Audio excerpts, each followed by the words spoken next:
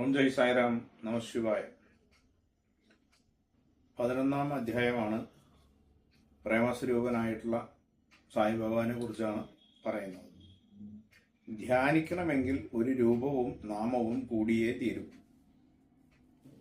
ഹൃദയപത്മത്തിൽ വേണം ഇഷ്ടദേവനെ കുടിയിരുത്താൻ. പ്രേമാർത്ഥ ഭക്തിയില്ലാതെ ഹൃദയമുകുളം വിടരുകയില്ല. ഇത് സാധാരണക്കാരായിട്ടുള്ള ആൾക്കാരെ കുറിച്ചാണ് പറയണത്.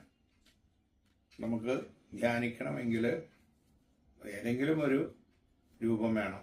കൃഷ്ണൻ്റെയോ രാമൻ്റെയോ ശിവൻ്റെയോ ദേവിയുടെയോ ആരുടെയെങ്കിലുമൊക്കെ ഒരു രൂപം ഉണ്ടെങ്കിലാണ് സാധാരണക്കാരന്, അതായത് വിഷയങ്ങളിൽ രമിച്ചുകൊണ്ടിരിക്കുന്ന സാധാരണക്കാരനെ സംബന്ധിച്ചിട്ട് കാര്യമാണ് പറയണത്. ഏതെങ്കിലും രൂപം ഉണ്ടെങ്കിൽ മാത്രമാണ് ധ്യാനിക്കാൻ. ഒരു കോൺസെൻട്രേഷൻ ചെയ്യാനായിട്ട് നമ്മൾ ധ്യാനിക്കുന്ന സമയത്തൊക്കെ ചില ആൾക്കാർ ഒരു ദീപം കത്തിച്ച് വയ്ക്കും, ആ ദീപത്തിനെ നോക്കി നിൽക്കും. അതേപോലെ തന്നെയാണ് ഇതും. ഇത് രൂപം വേണമെന്നർത്ഥം, ഒരു നാമവും വേണം. ആ ശിവലിംഗത്തെ നോക്കിയിട്ടാണെങ്കിൽ നമഃശിവായ ജപിക്കുക, അല്ലെങ്കിൽ ഓം നമോ നാരായണ ഭഗവാൻ കൃഷ്ണനെ നോക്കിയിട്ടാണെങ്കിൽ. അപ്പോൾ അങ്ങനെ ഏതെങ്കിലും ഒരു നാമം ഉണ്ടെങ്കിൽ മാത്രമാണ് സാധാരണക്കാരനായിട്ടുള്ള ആൾക്കാർക്ക് ധ്യാനിക്കാനായിട്ട് പറ്റുക എന്ന് പറയാണ്. അതുപോലെ തന്നെ ഭക്തി നന്നായിട്ട് വേണം. നല്ല ഹൃദയം തൊട്ടുള്ള ഭക്തി ഉണ്ടെങ്കിലാണ് നമുക്ക് ആ ധ്യാനത്തിന് ഒരു തൃപ്തി ഉണ്ടാവുള്ളൂ, അല്ലെങ്കിൽ അതിനൊരു വിജയം ഉണ്ടാവുകയുള്ളൂ എന്ന് പറയണം.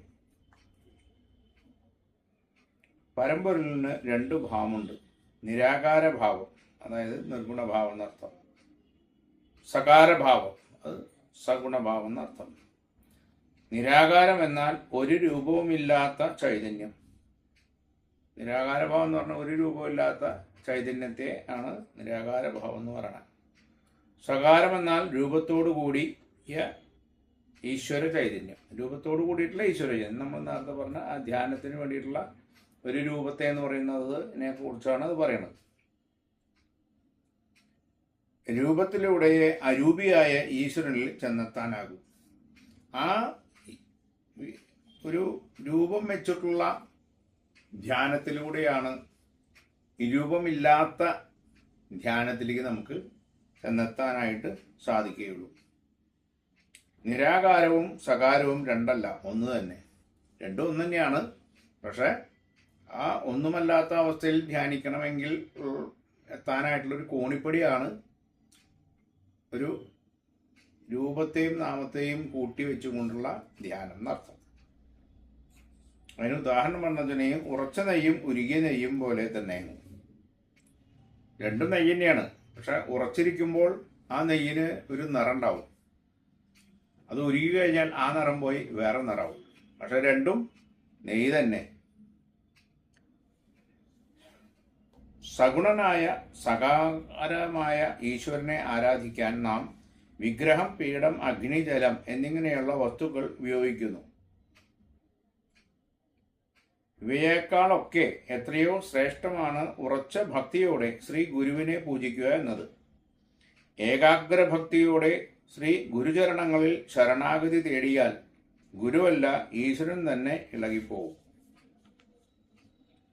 നമ്മൾ പൂജിക്കാനായിട്ട് ഒരുപാട് പുഷ്പം, ദ്രവ്യങ്ങളൊക്കെ ഉപയോഗിക്കുന്നുണ്ട്.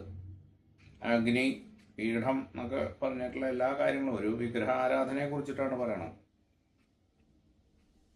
പക്ഷേ ഇതിനേക്കാളൊക്കെ ഉപരിയായിട്ട് ഏകാഗ്ര ഭക്തിയോടെ ഒരു ഗുരുവിനെ ധ്യാനിച്ച് ആ ഗുരുവിനെ ശരണാഗതി തേടിയാൽ ഈശ്വരൻ തന്നെ നമുക്ക് പ്രത്യക്ഷമായി വരും എന്നാണ് പറയുന്നത്.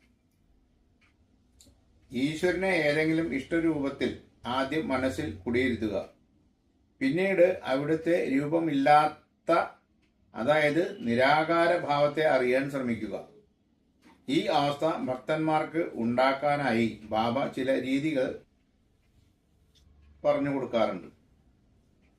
ചിലരെ കുറച്ചു കാലത്തേക്ക് ദർശനത്തിന് തന്നെ സായി അനുവദിക്കില്ല, ഭഗവാനെ കാണാനേ അനുവദിക്കില്ല. ചിലരെ ശ്രദ്ധയിൽ നിന്നും ദൂരെ അയക്കും. ചിലരെ കൊണ്ട് പുണ്യഗ്രന്ഥങ്ങൾ നിരന്തരം പാരായണം ചെയ്യിക്കും. ഈ സാധന കുറെ കാലം ശീലിക്കുമ്പോൾ ആ ഭക്തന്മാർക്ക് ഒരു കാര്യം വെളിപ്പെടും. സായി ആ ശരീരത്തിൽ മാത്രമല്ല സദാ സർവത്ര നിറഞ്ഞിരിക്കുന്നു. സായി ഇല്ലാത്ത അണുവിട പോലും പ്രപഞ്ചത്തിലില്ല. ഈ അറിവാണ് ശുദ്ധജ്ഞാനം. ആരുടെയും ശരീരനാശത്തിൽ ക്ലേശിക്കരുതെന്നും ഇതിൽ നിന്നും ബാബ ഭക്തനെ പഠിപ്പിക്കുന്നു. ശരീരം താൽക്കാലികമാണ്, അതാണ് പറയുന്നത്.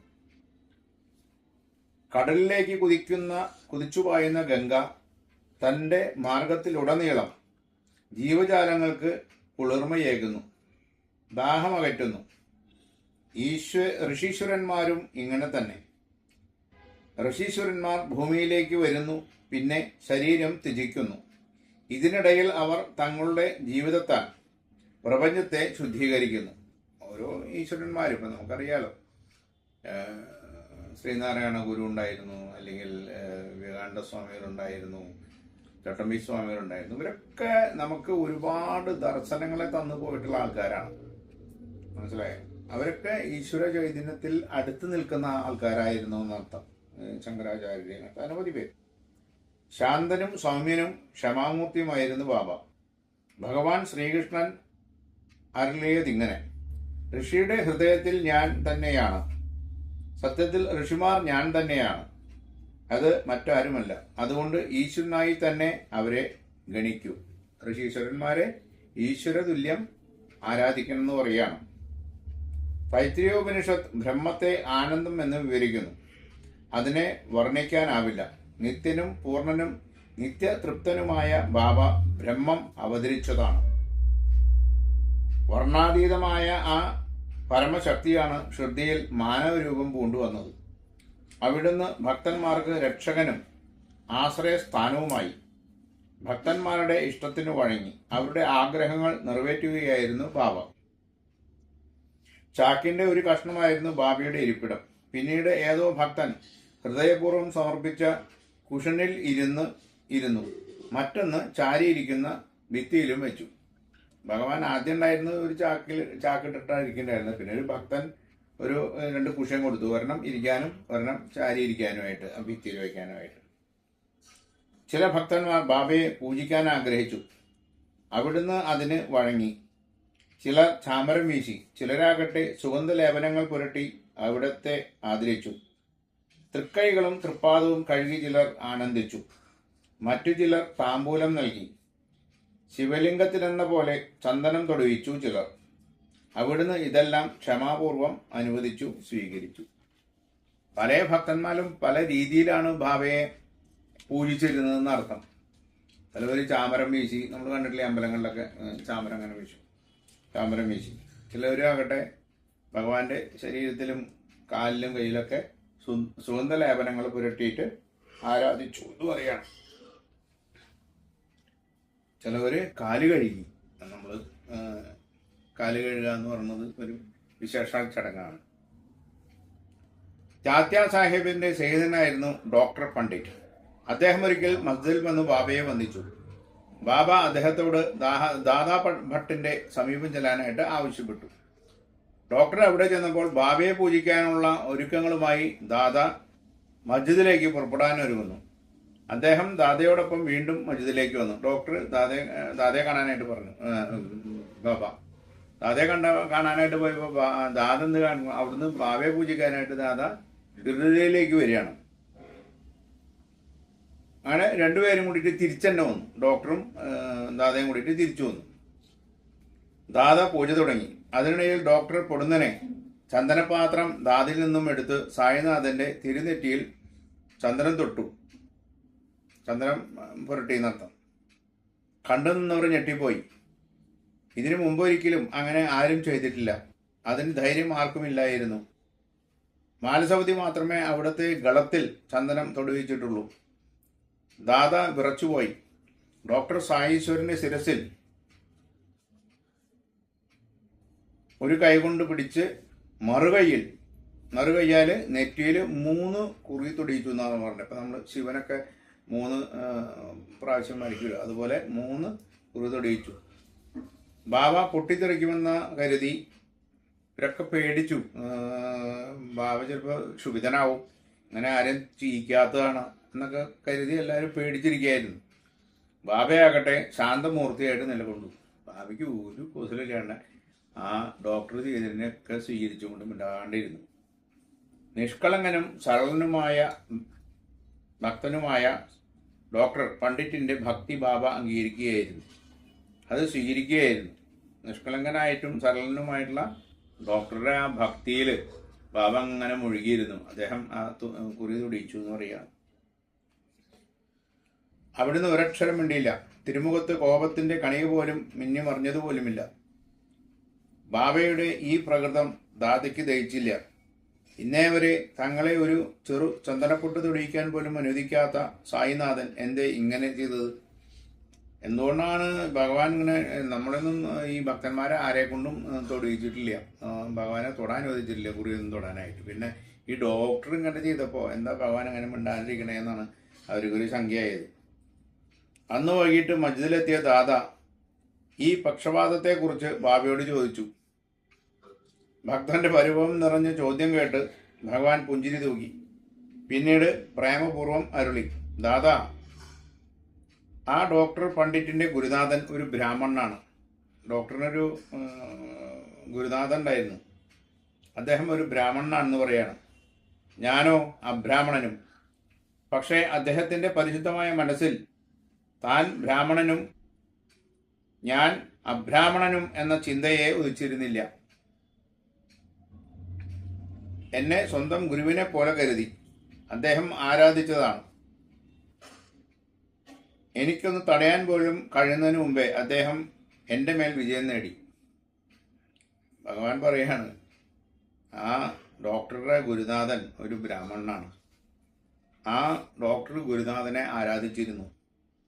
അതുപോലെ എൻ്റെ അടുത്ത് വന്നപ്പോൾ അദ്ദേഹം പറയാണ്, അദ്ദേഹം ബ്രാഹ്മണനാണെന്നോ ഞാൻ അബ്രാഹ്മണനാണെന്നോ എന്നുള്ള ചിന്തയൊന്നും അദ്ദേഹത്തിന് ഉണ്ടായില്ല.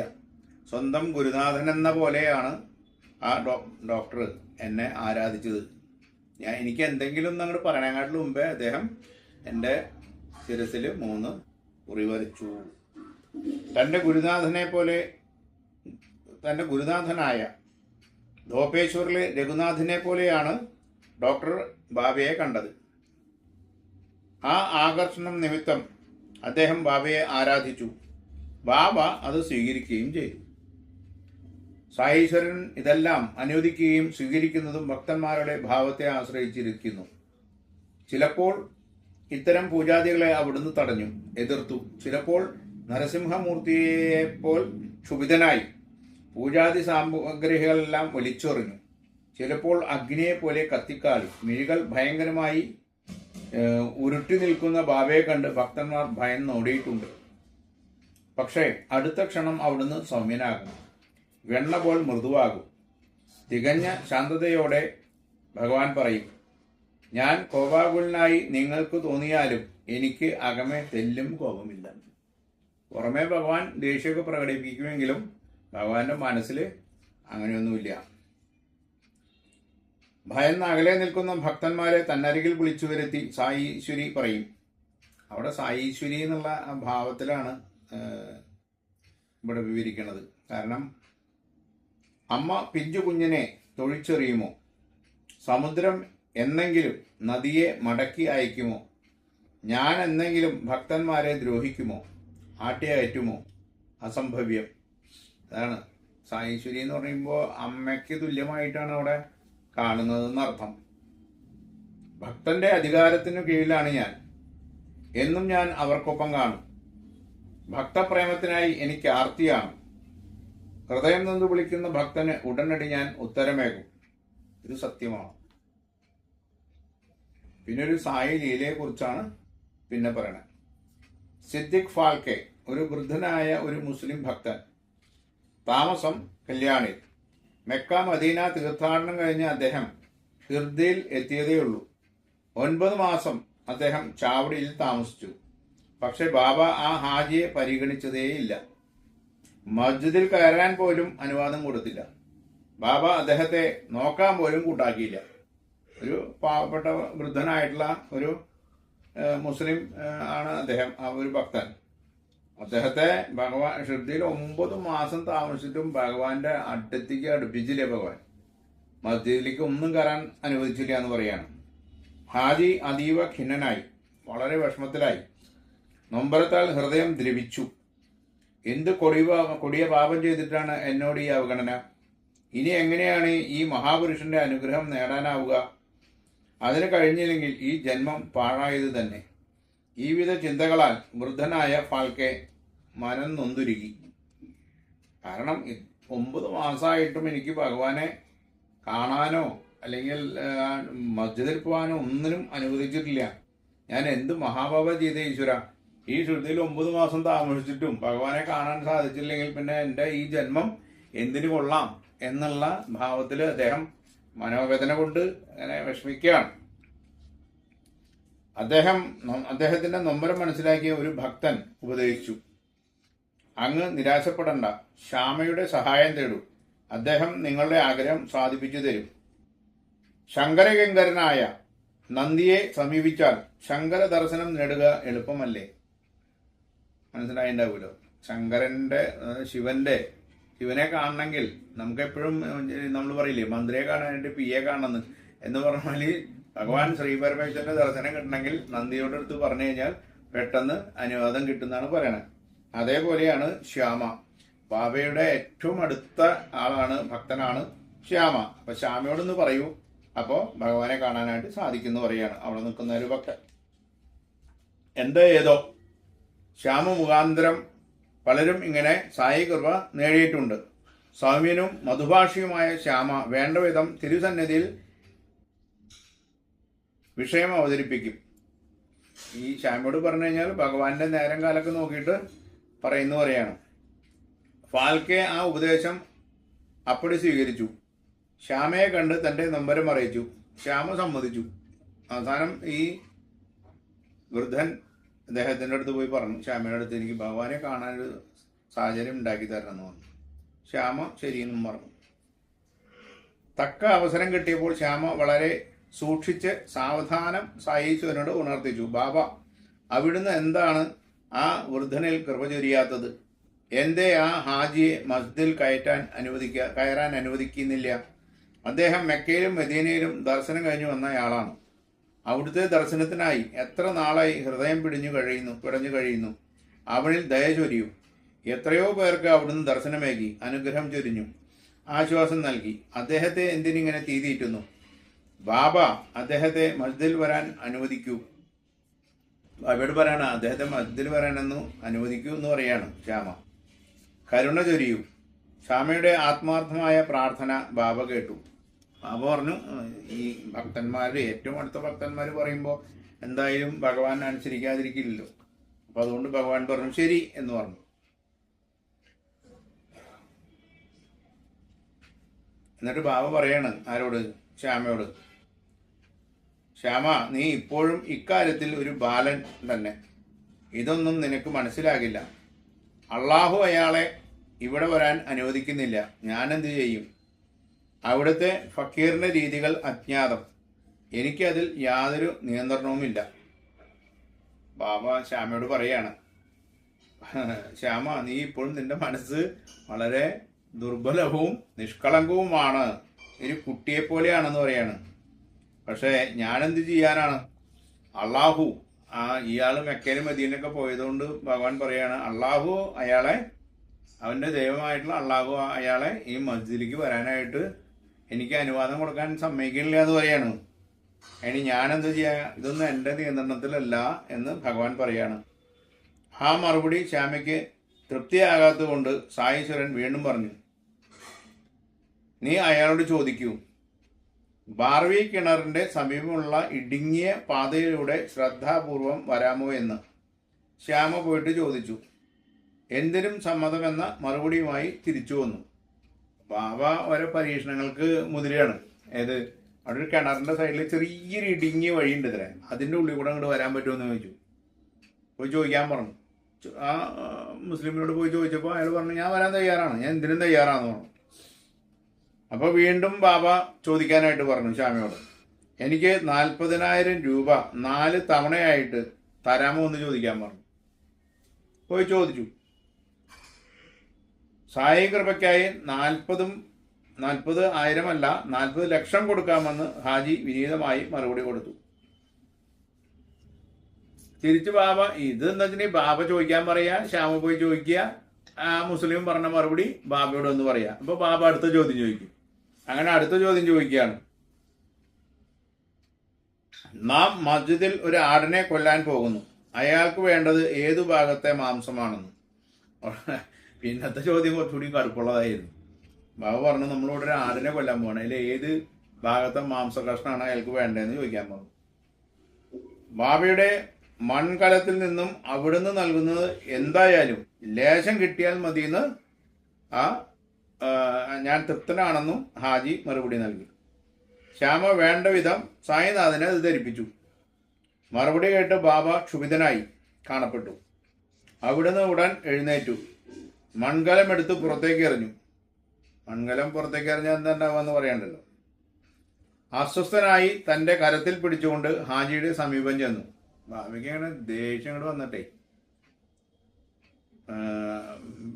തിരിച്ച് ഈ ബാബ നേരെ ശ്യാമയുടെ കയ്യും പിടിച്ചിട്ട് നേരെ ഇദ്ദേഹത്തിന്റെ അടുത്തേക്ക് പോയി. ഹാജിയുടെ അടുത്തേക്ക് പോയിട്ട് ഭഗവാൻ പറയാണ്, ഈ സന്നിധിയിൽ അഹന്ത തോന്നാൻ നീ ആര്? ഇതിനാണോ നീ ഖുർആൻ വായിക്കുന്നത്? ഇതിനാണോ നീ മെക്കയിലും മെദീനയിലും പോയത്? നീ ദുരഭിമാനിയും ധിക്കാരിയുമായി മാറിയിരിക്കുന്നു. പക്ഷേ നിനക്കെന്നെ ഇതുവരെ മനസ്സിലായിട്ടില്ല. ശകാരം ഏറെ നേരം തുടർന്നു. ഹാജി സ്തബ്ധനായിപ്പോയി. പിന്നീട് അവിടുന്ന് തിരിച്ചു പോകാൻ തുടങ്ങി. അപ്പോഴാണ് കർഷക സ്ത്രീകൾ മാമ്പഴം വിൽക്കുന്നത് ബാബ കണ്ടത്. അവിടുന്ന് മാമ്പഴം കൈയോടെ വാങ്ങി ഹാജിക്ക് കൊടുത്തയച്ചു. ഉടൻ തന്നെ വീണ്ടും ഹാജിയുടെ മുമ്പിലെത്തി. തന്റെ കീശയിൽ നിന്നും 55 രൂപ എടുത്തു. അത് ഓരോന്നായി എണ്ണി ഹാജിയുടെ കയ്യിൽ കൊടുത്തു. ഹാജിയുടെ ആനന്ദത്തിന് അതിരില്ലായിരുന്നു. ഈ നിമിഷം വരെ പുകഞ്ഞു ദഹിച്ചിരുന്ന ആ ഹൃദയത്തിൽ അമൃതവർഷം ഒഴുകി. ഹാജിയുടെ മിഴികൾ ആനന്ദാശ്രു പ്രവാഹം നടത്തി. അതോടെ ഹാജി ബാബയുടെ ഭക്തസംഘത്തിൽ ഒരാളായി മാറി. ഇങ്ങനെ ഏതൊക്കെ വഴികളിലൂടെയാണ് സായീശ്വരൻ ഭക്തരിൽ കൃപ ചൊരിയുന്നത് എന്ന് ആലോചിച്ച് നോക്കൂ. ഭഗവാന്റെ കയ്യിൽ നിന്ന് 55 രൂപ മേടിക്കാൻ സാധിക്കാന്ന് പറഞ്ഞാൽ അതിൽ പരം വേറെ എന്താ അനുഗ്രഹം കിട്ടാനുള്ളത്? പ്രകൃതിക്ക് പോലും സായീശ്വരന് പ്രകൃതിക്ക് മേലിലും സായീശ്വരന് ആജ്ഞാശക്തി ഉണ്ടായിരുന്നു. അവിടുന്ന് അത് തെളിയിച്ചിട്ടുമുണ്ട്. ഒരു വൈകുന്നേരം പെട്ടെന്ന് ആകാശം കാറുകൊണ്ട് നിറഞ്ഞു. മിന്നൽ പിണർ ആകാശത്തേക്ക് കീറി. ഇടിമിന്നലുണ്ടായിരുന്നു. ചുഴലിക്കാറ്റ് ശക്തിയായി. നാൽക്കാലികൾ അലമുറയിട്ടു. ജനം പരിഭ്രാന്തരായി. ആളുകൾ മസ്ജിദിന്റെ കീഴെ തിരക്കി എത്തി. കനത്ത പേമാരി തുടങ്ങി. നോക്കി നിൽക്കെ വെള്ളം പൊങ്ങി വന്നു. ജനം ദേവീദേവന്മാരെയൊക്കെ തുണയ്ക്കായി വിളിച്ചു കേണു. അവരാരും ആ രൂപത്തിൽ സഹായവുമായി എത്തിയില്ല. ഒടുവിൽ കരുണാനിധിയായ സായിനാഥന്റെ പാദങ്ങളിൽ അവർ അഭയം തേടി. ജഗദീശ്വരനായ സായീശ്വരൻ ഒരു വഴിപാടും സ്വീകരിക്കാതെ തന്നെ മസ്ജിദിന് പുറത്തു വന്നു. കേഴുന്ന മാലോകരെ കണ്ട് അവിടുത്തെ ഹൃദയം ആർദ്രമായി. സായീശ്വരൻ ആകാശത്തേക്ക് ഉറ്റുനോക്കി. മുഖം ചുവന്നു തടുത്തു. നേത്രങ്ങൾ രക്തവർണമായി. ഞരമ്പുകൾ പൊട്ടിത്തകരും വിധം അവിടുന്ന് ഗർജിച്ചു. ശാന്തമാക്കിൻ. ആ ഗർജനം മസ്ജിദിനെ പിടിച്ചു കുലുക്കിയതുപോലെ തോന്നി. ഈ കാറ്റും മഴയും കോളുകളൊക്കെ വന്നപ്പോൾ ജനങ്ങൾ എവിടേക്കാന്നില്ലാണ്ട് ഓടിത്തുടങ്ങി. അവർ പല സ്ഥലത്തും പോയിട്ട് അഭയം പ്രാപിച്ചു. പക്ഷെ അവരൊക്കെ ഭഗവാനെ വിളിച്ചിട്ടും കൊണ്ട് അലറാണ്. പക്ഷെ ഭഗവാൻ കൃഷ്ണനാണെങ്കിലോ ശിവനാണെങ്കിലോ അതേ രൂപത്തിലൊന്നും അവിടെ എത്തിയില്ല. അവസാനം ഇവരെല്ലാവരും കൂടി മസ്ജിദിലെത്തി. ഭഗവാൻ താമസിക്കുന്ന മസ്ജിദിലെത്തി. അവിടെ ചെന്നിട്ട് കാര്യങ്ങൾ പറഞ്ഞു. ഭഗവാൻ പുറത്തേക്ക് വന്നിട്ട് നോക്കുമ്പോൾ നല്ല കാറ്റും മഴയും വെള്ളം അങ്ങനെ പൊങ്ങി വരിക. ഭഗവാൻ ആകെ സങ്കടമായി ഇവരുടെ ഈ കരച്ചിലും വിഷമവും കണ്ടപ്പോഴേ. അവസാനം ഭഗവാൻ ആകാശത്തേക്ക് നോക്കിയിട്ട് പറഞ്ഞു, മതിയാക്കാൻ പറഞ്ഞു. ദിക്കുന്നിറക്കും ബഹളമൊക്കെ നിർത്തി, മതി, നീ ശാന്തമാകാനായിട്ട് പ്രകൃതിയോടാണ് കൽപ്പിക്കണ ഭഗവാൻ. സായി ഗർജനം കേട്ട് മേഘഗർജനം നിലച്ചു. ഭഗവാൻ അതോട് പറഞ്ഞോട് കൂടിയിട്ട് മേഘം ഈ ഇടിമിന്നലൊക്കെ നിന്നു എന്നാണ് പറയണത്. കാറ്റടങ്ങി, മഴ കുറഞ്ഞു, ഇരുളകന്നു. താമസിയാതെ നിർമ്മലമായ ആകാശത്തിൽ ചന്ദ്രോദയമായി. ഏതാണ്ട് രാത്രി സമയത്താണ് ഇത് സംഭവിച്ചുകൊണ്ടിരിക്കുന്നത്. അത്ഭുത രംഗത്തിന് സാക്ഷിയായവർ അത്ഭുതത്താലും ആനന്ദത്താലും സ്വഗൃഹത്തിലേക്ക് മടങ്ങി.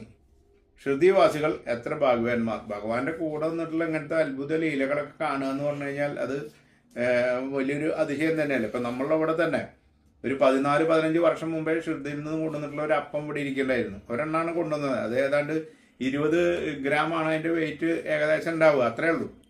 അത് അവിടെ നിന്ന് കൊണ്ടുവന്നിട്ട് ഭഗവാന്റെ മുമ്പിൽ വെച്ചപ്പോൾ അത് 4 അപ്പമായിട്ട് മാറി. അപ്പോൾ ഇതിന് ഭക്ഷണമായിട്ട് നമ്മൾ കൊടുക്കുന്നത് ചായപ്പൊടിയും പഞ്ചസാരയും കുറച്ച് വെള്ളമാണ് അതിന് കൊടുക്കുന്നത്. പക്ഷേ അത് വളർന്ന് പല ആൾക്കാരുടെ വീടുകളിൽ കൊണ്ടുപോയി തിരിച്ചു കൊണ്ടുവന്ന് അവസാനം അത് 32-36 കിലോ ആയി. പാത്രങ്ങളിൽ ഇട്ടിട്ട് അത് അത്രയും വെയിറ്റായി. പിന്നെ അത് കൊണ്ടുപോകാൻ ആളില്ലാണ്ടപ്പോൾ ഞാൻ എന്ത് കാട്ടി, നമുക്ക് ഇവിടെ ഉണ്ടായിട്ടുള്ള ഭഗവാന്റെ അനുഗ്രഹം. ഞാനത് ബാഗിലൊരു കുഴി ഉണ്ടാക്കി അതിൽ സമാധിയാക്കി. ഒരെണ്ണം മാത്രം വെച്ചു. ഇതൊരു 14 വർഷം മുമ്പേ കഴിഞ്ഞ കഥയാട്ടോ. അത് കഴിഞ്ഞിട്ട് അത് ഒരു 6 വർഷം കഴിഞ്ഞ് തുറന്നു നോക്കിയപ്പോൾ അതിനൊന്നും സംഭവിച്ചിട്ടില്ല. അത് അതേപോലെ ഇരിക്കുന്നു. അപ്പം തുറന്നു കഴിഞ്ഞാൽ ഞാൻ കുറച്ച് ചായപ്പൊടിയും പഞ്ചസാരയും വെള്ളം തീർത്തും ഒഴിച്ചു കൊടുക്കും, അത്രയേ ഉള്ളൂ. പക്ഷെ അതിനൊന്നും സംഭവിച്ചില്ല, അങ്ങനെ തന്നെ ഇരുന്നു. പിന്നെ ഈയിടെ ഒരു ദമ്പതികൾ ഇവിടെ വന്നു. അപ്പം അങ്ങനെ ഒരു പാത്രം അവിടെ ഇരിക്കണപ്പോൾ ചോദിച്ചു, എന്താ സമയം ഒരു പാത്രം അവിടെ ഇരിക്കണേന്ന് ചോദിച്ചു. ഞാൻ പറഞ്ഞത് എന്നെ മാതിരി ഒരു ശ്രുതിയിൽ നിന്ന് കൊണ്ടുവന്നിട്ടുള്ള ഒരു അപ്പാണ്. അത് നമുക്ക് ഭഗവാന്റെ അനുഗ്രഹം ഉണ്ടെങ്കിൽ വീട്ടിൽ അത് ചിലപ്പോൾ അത് ഇരട്ടിക്കും. പക്ഷെ അതിപ്പോൾ 14 വർഷമായി അങ്ങനെ ഇരിക്കുകയാണ്, അതിനൊന്നും സംഭവിച്ചിട്ടില്ല എന്ന് പറഞ്ഞു. അപ്പോൾ ഈ ഇവർ ചോദിച്ചേ, അത് സുനിൽ സുധ എന്ന് പറഞ്ഞിട്ടുള്ളൊരു ദമ്പതികളാണ്, വെങ്ങണിശ്ശേരിയുള്ളവരാണ്. അപ്പോൾ അവർ ചോദിച്ചു, ഞങ്ങൾക്ക് തരുമോ എന്ന് ചോദിച്ചു. അപ്പം ഞാൻ അങ്ങനെ ചോദിച്ചു കഴിഞ്ഞാൽ കൊടുക്കണമല്ലോ. അപ്പം ഞാൻ ഭഗവാനോട് പറഞ്ഞു, ഭഗവാനെ ഈ 14-15 വർഷമായിട്ട് ഇത് അനങ്ങാണ്ട ഒരപ്പം മാത്രമേ അതിൻ്റെ ഉള്ളിലുള്ളൂ കേട്ടോ. ഭഗവാനെ ഇതിന് എന്താ ലീലകൾ വെച്ചിട്ടുണ്ടെങ്കിൽ ഭഗവാന്റെ ലീലകൾ ഉണ്ടാവണേ എന്ന് പ്രാർത്ഥിച്ചിട്ട് ഞാൻ അന്ന് തുറന്ന് കുറച്ച് പഞ്ചസാരയും ചായപ്പൊടിയും തീർത്ത ഒഴിച്ചിട്ട് ഭഗവാനെ പ്രാർത്ഥിച്ചിട്ട് അവരിൽ കൊടുത്തു. ലീലകൾ എന്ന് പറഞ്ഞു കഴിഞ്ഞാൽ ഇതൊക്കെ നമുക്ക് അനുഭവമുള്ളതാണ്. അവരവിടെ വീട്ടിൽ കൊണ്ടുവച്ചു.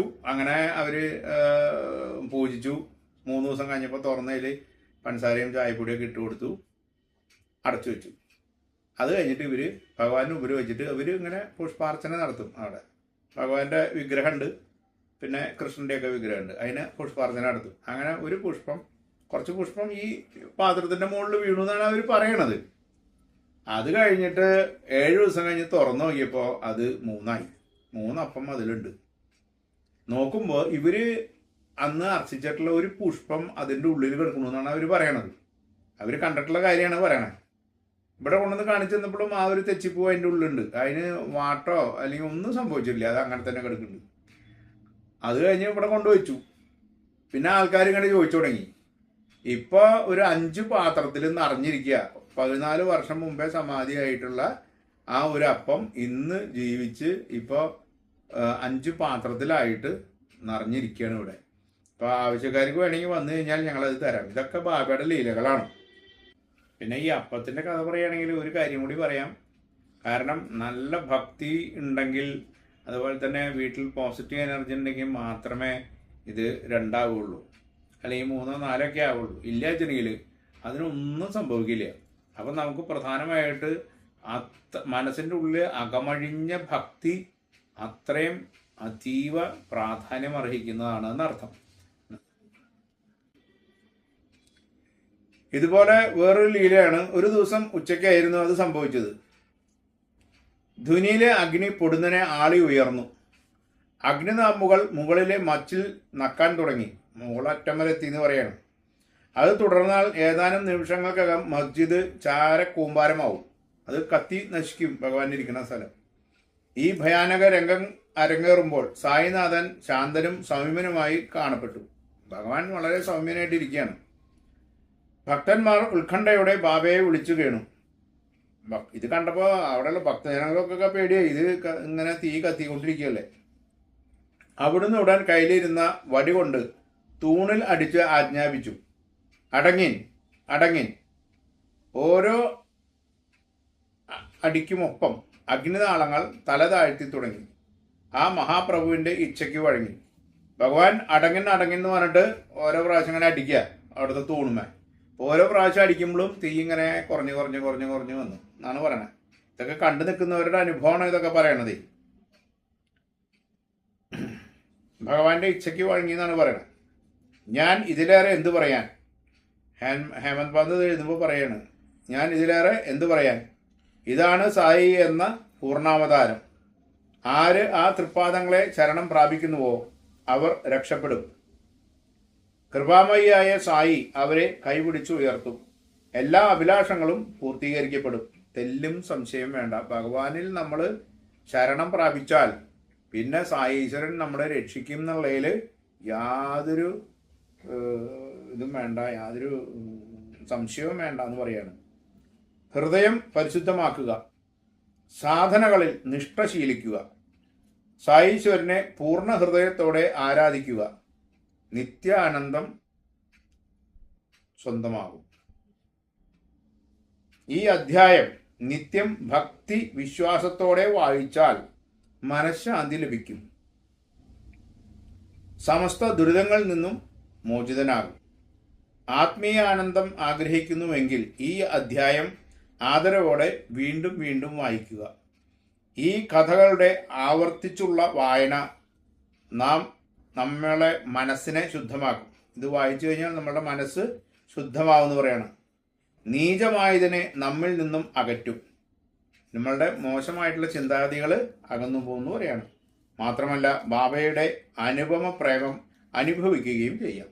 ഭഗവാന്റെ അനുഗ്രഹം നമുക്ക് നന്നായിട്ടുണ്ടാകും. ഭഗവാന്റെ സാന്നിധ്യം എന്താണെന്നുള്ളത് നമുക്ക് അനുഭവിച്ചറിയാം. അനുഭവം ഗുരു എന്ന് പറഞ്ഞിട്ടില്ലേ, അനുഭവിച്ചറിയാനായിട്ട് സാധിക്കുന്നതാണ് ഈ 11ാം അധ്യായത്തിൽ ഹേമന്ത് പന്ത് പറഞ്ഞ് അവസാനിപ്പിക്കുന്നത്. ഓം ജയ് സായിറാം, നമഃ ശിവായ.